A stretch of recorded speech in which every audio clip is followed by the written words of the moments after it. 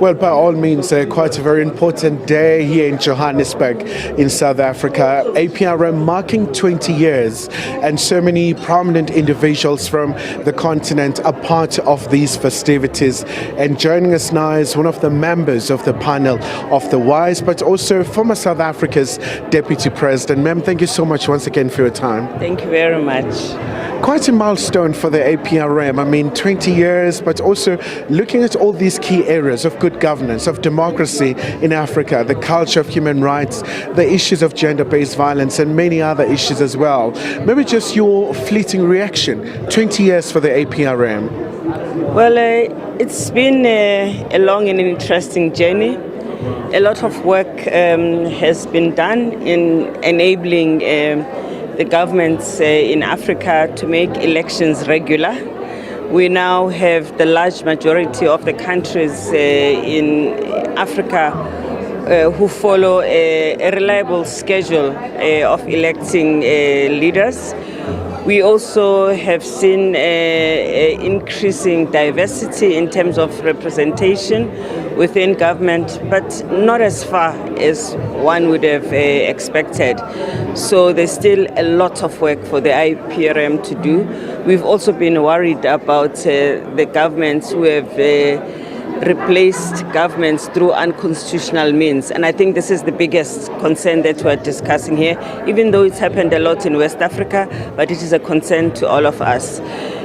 I was here because we were also doing a retreat between APRM and the panel of the WISE. And there, our major concern is the actions we have to take when we can sense that conflict is possible in a country.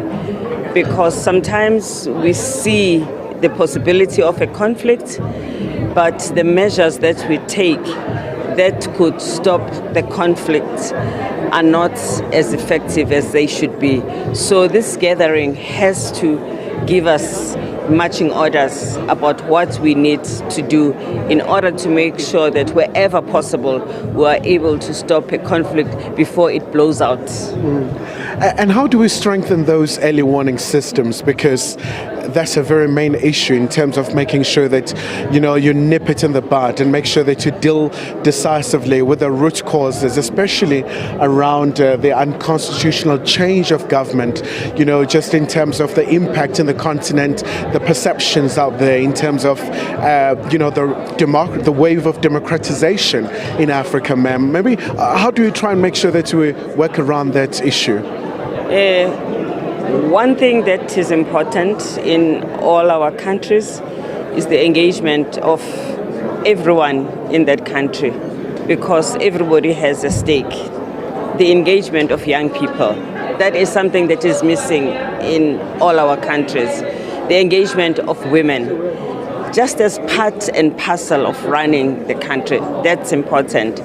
But also, when we are engaging a country that is showing signs of an evolving conflict, it's very important to get sitting heads of states to be part of the leadership that engages the other countries, because I think it's easier for a sitting president to listen to another sitting president. So we want to encourage our leadership to be in the forefront of this engagement.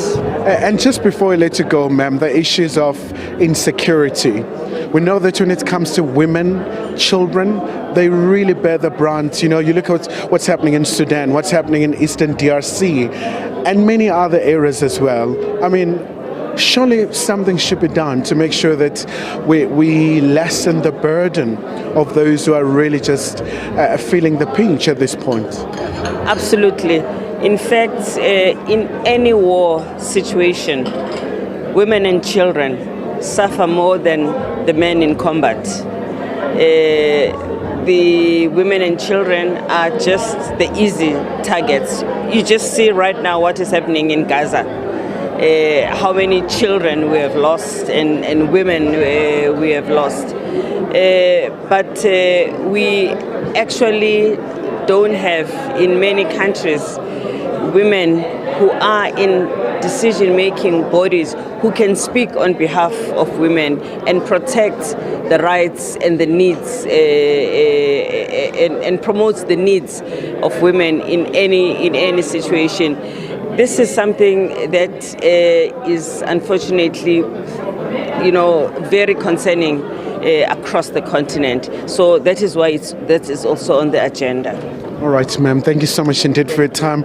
Of course, she's part of the panel of the WISE, but also Ms. Mlambo-Ngcuka as well, a former South African Deputy President, part of these proceedings here in Sandton. And during the course of the week, we're expecting to hear from South Africa's President, Cyril Ramaphosa, alongside Sierra Leone counterpart as well, coming here to make sure that APRM is really just fortified to deal with all these issues.